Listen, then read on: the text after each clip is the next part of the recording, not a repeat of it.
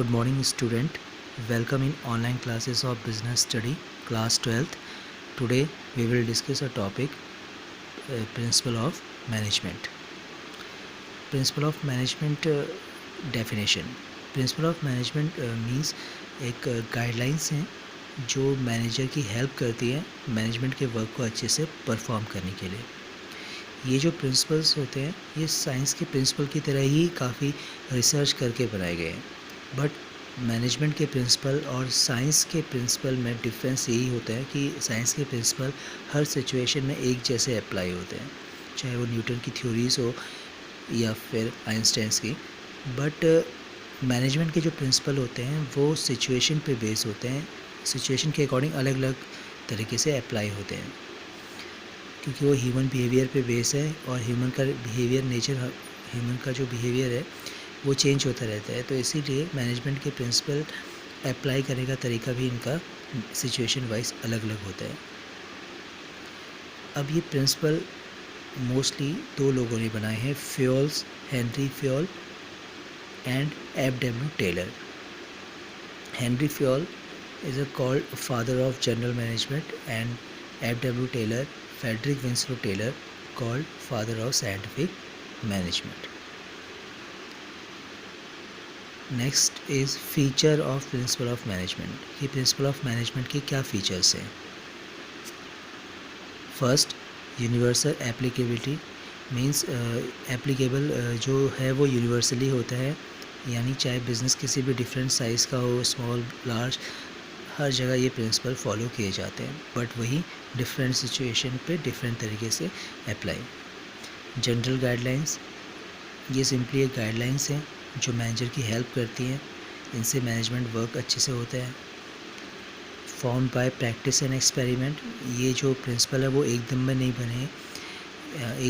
बने हैं, काफ़ी रिसर्च करके और अपने एक्सपीरियंस से ये प्रिंसिपल को क्रिएट किया गया है. Flexible and mainly behaviour means ये बिहेवियर पे बेस है, ह्यूमन बिहेवियर पे बेस है, इसीलिए ये फ्लेक्सिबल है, यानी ह्यूमन का बिहेवियर जो होता है वो चेंज होगा तो इसको अप्लाई करने का तरीका भी चेंज होगा. तो ये फीचर्स हैं प्रिंसिपल ऑफ मैनेजमेंट की. तो अब इस टॉपिक से रिलेटेड एक क्वेश्चन हमें सॉल्व करना है and the question is, Devendra is a class 12th commerce student in a reputed school in Punjab. Satyendra is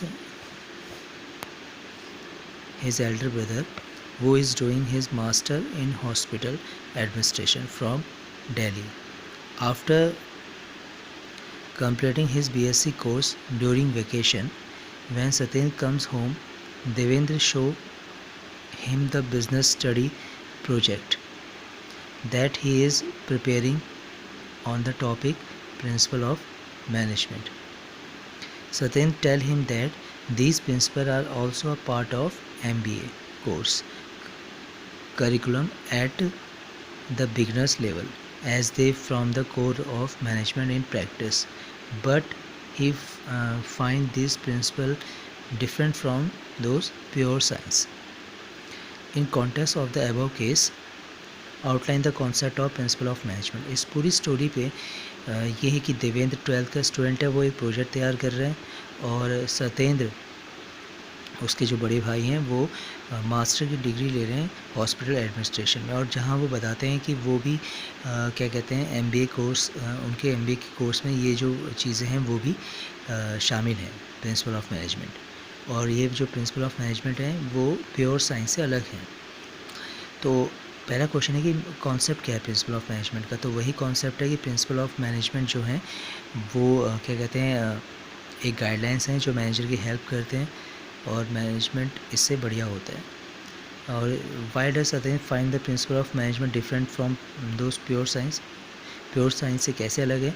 pure science के जो प्रिंसिपल्स होते हैं वो रिगिड होते हैं, मींस वो हर जगह सेम तरीके से अप्लाई होते हैं चाहे सिचुएशन कैसे भी हो. लेकिन मैनेजमेंट के प्रिंसिपल ह्यूमन बिहेवियर पे बेस हैं, इसीलिए वो ह्यूमन का नेचर चेंज होता रहता है तो इसके अप्लाई करने का तरीका भी अलग अलग हो जाता है. Why do the principle of management from the core management in practice? Explain by giving any 2 point highlighting the importance of principle of management. Principle of management के कोई 2 इम्पोर्टेंस बता रहे हैं। जैसे कि पहला था इस पूरी स्टोरी के अकॉर्डिंग कि जो होता है वो गाइडलाइंस होती हैं जिनसे मैनेजर उनसे सीखता है और फिर मैनेजमेंट के काम को बढ़िया तरीके से करता है। और दूसरा, इस गाइडलाइंस की वजह से ये जो है वो ह्यूमन बिहेवियर पे बेस है और ये चेंज होता रहता है और इन गाइडलाइंस की वजह से मैनेजमेंट का वर्क अच्छे से होता है, तो जो रिसोर्सेज होते हैं वो उनका सही तरीके से यूटिलाइज होता है। तो I hope you have understood the topics.